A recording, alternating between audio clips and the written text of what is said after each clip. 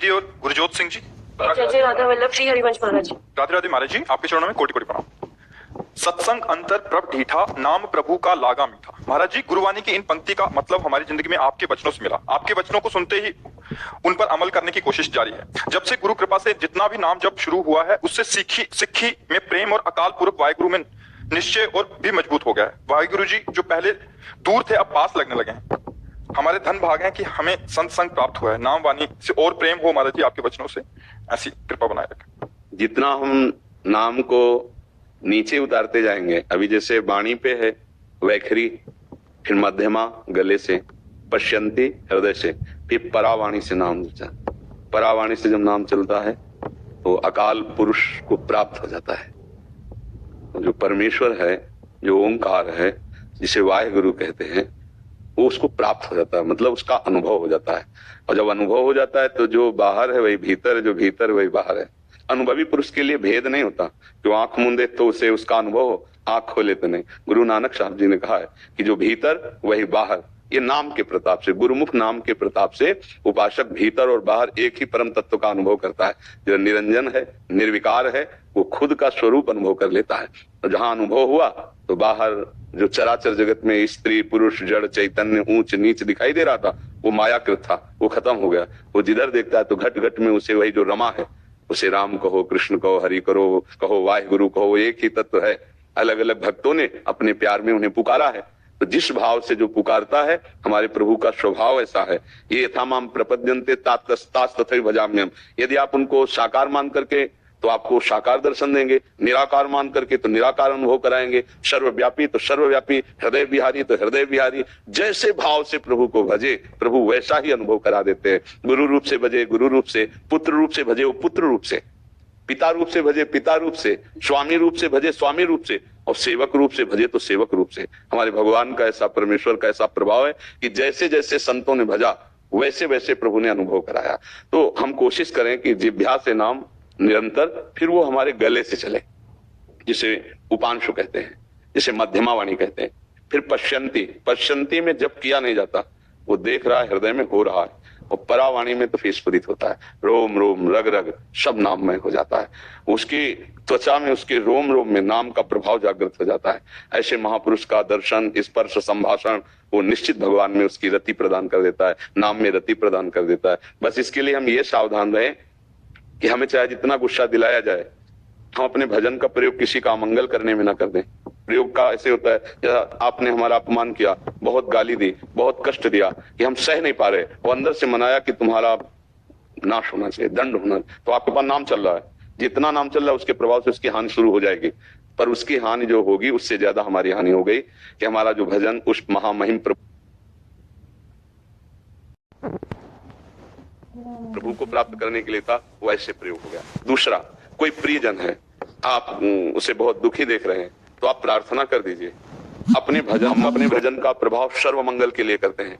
सब रूपों में मेरा प्रभु विराजमान है, उसी को प्रदान करते हैं। शरीर का सुख दुख ये सब प्राणी को भोगना पड़ता है, क्योंकि उसने कर्म किए, तो ये शरीर भी भोगे और अन्य शरीर भी भोगे। हमारा परम मंगल है भाव कि आपकी चित्त वृत्ति बदले और परमात्मा में लगे। यही भजन का हमारे फल है।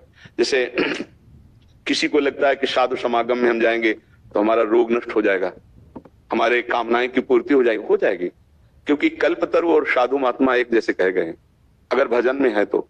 जैसे हम कल्पतरु के नीचे जाएं और हम मांगे कि हमें अमुक वस्तु प्रदान कर देगा, लेकिन वो वस्तु जब स्वयं कल्पतरु नाशवान है तो उसकी दी हुई वस्तु कैसे अमर हो सकती है? वो कुछ क्षण रहेगी फिर नष्ट हो जाएगी। तो मिला क्या?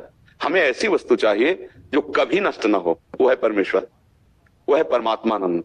अच्छा, अगर वस्तु के भोग से हमें शांति मिल जाती, तृप्ति मिल जाती तो भी है। जो वस्तु हम संत से या भगवंत से मांग रहे हैं वो वस्तु किसी के पास है पर वो भी अतृप्त है, इसका मतलब वो वस्तु हमें तृप्ति नहीं प्रदान करेगी, तृप्ति परमानंद प्रदान करेगी। और वो परमानंद भगवान नाम जप से आता है, भगवत स्मृति से आता है। एक तार नाम जप करे। देखो, जब हम श्री गुरुदेव अर्जुन देव जी का, पूज्य श्री तेग बहादुर जी का, इन बड़े बड़े महापुरुषों का चरित्र पढ़ा तो भीषण इनको यातना मिली, लेकिन कभी इन्होंने अपने तप बल का प्रयोग नहीं किया, भजन बल का प्रयोग करके दुष्टों का नाश नहीं किया। तेरा किया मीठा लागे। तो कितनी बड़ी बात कि उनमें इतना भजन बल है, गुरु हैं वो, कि वो चाहते तो विधर्मियों को अपने भजन से भस्म कर देते जो उनको पीड़ा पहुंचा रहे हैं, लेकिन पीड़ा सह ली, शरीर पूरा कर दिया पर किसी को कष्ट नहीं दिया। आज हम उनका गुणगान करते हैं, माथा उनके चरणों में रखते हैं कि ऐसी सामर्थ्य किंचन मात्र हम लोगों को भी मिले। जरा सी हमें कोई परेशानी होती तो हम भक्ति छोड़ देते हैं, और इन महापुरुषों की कितनी भीषण कष्ट दिया गया, लेकिन उन्होंने ना अपने धर्म को छोड़ा, ना भक्ति को छोड़ा, शरीर छोड़ दिया। तो आज हम उनका हृदय से आदर करते हैं, उनके बिके हुए दास हैं कि इन महापुरुषों का थोड़ा अंश भजन का, भगवत निष्ठा का, भगवत प्रेम का हमारे अंदर आ जाए।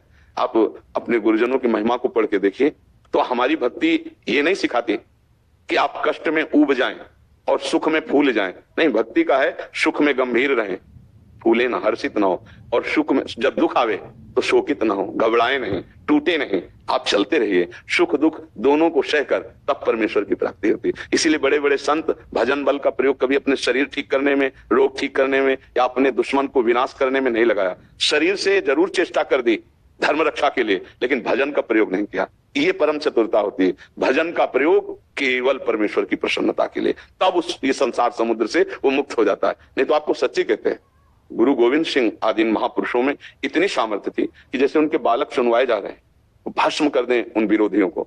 लेकिन मतलब गजब की निष्ठा महापुरुषों में प्रकट हुई। उन्होंने सहा लेकिन धर्म नहीं त्यागा, भजन का प्रयोग नहीं किया। ये बात समझ लो।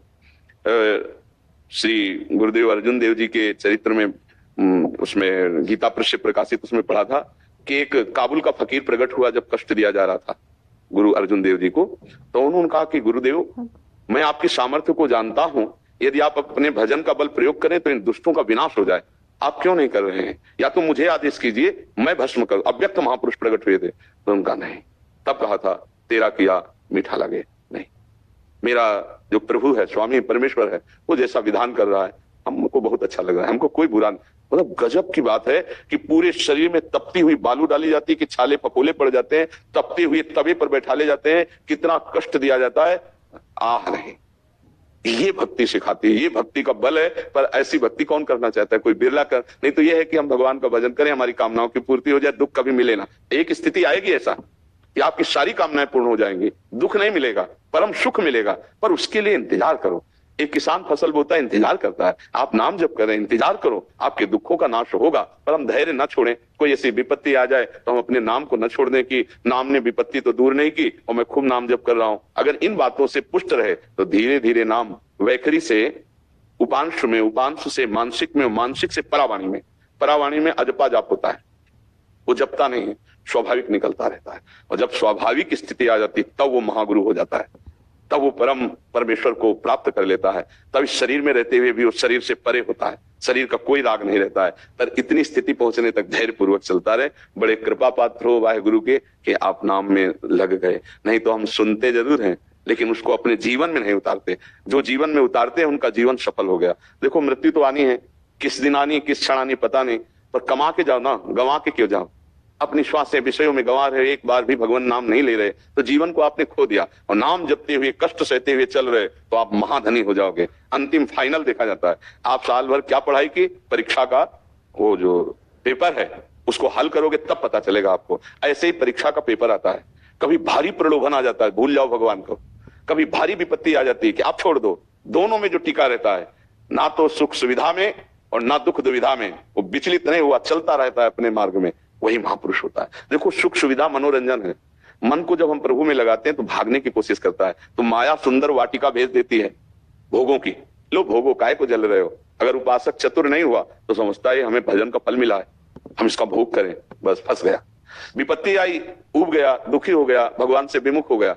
माया की यही चाल होती है, ना दुख दुविधा में हमें भ्रमित होना है और ना सुख सुविधा में, तो वो उस अकाल पुरुष को प्राप्त हो जाता है। खूब नाम जप करो भैया, बड़ा हृदय प्रसन्न होता है जब कोई ये कहता है मैं नाम जप कर रहा हूँ और भगवान की आज्ञा में चल रहा हूँ, गुरुवाणी की आज्ञा में चल रहा हूँ, तो लगता है जीवन निहाल हो गया। नहीं, वही काम क्रोध लोभ मोह मद मत्सर पर फतेह प्राप्त करता है। फतेह माने तो विजय प्राप्त करता है, जो वाहेगुरु के आश्रित होकर उनका नाम जप करता है। जैसे वाहेगुरु का खालसा और वाहेगुरु जी की फतेह, ये काम क्रोध लोभ मोह मद मत्सर की फतेह विजय गुरुदेव ही प्रदान करते हैं। वो जो नाम देते हैं उसमें सारी सामर्थ्य है। पर ऐसा माया को भुलावा है कि सब सुनते हैं पर नाम जप में रुचि नहीं होती। यहाँ ये सुना, इसके बाद माया और कुछ सुनाएगी, भ्रमित हो जाएगा। चाहिए कि हम कानों में वही बात सुने जिससे हमारी निष्ठा पुष्ट हो। नहीं तो प्रायः ऐसे भी सत्संग और प्रवचन होते हैं जो संसारिकता में फंसाने वाले होते हैं। यद्यपि सत्संग होता है संसार से मुक्त करने वाला, पर हमें बहुत संभाल के सुनना है कि हमारे कानों में कहीं दोष वाली बातें ना आ जाएं, ऐसा संसार का महत्व ना जाग जाए, कहीं भोगों का महत्व न जग जाए। हमें केवल परमेश्वर का महत्व रहे। अपने कानों को भी बचाना है, अपने नेत्रों को बचाना है, अपनी हर इंद्री को पवित्र करना है, तभी परमेश्वर में रति होती है।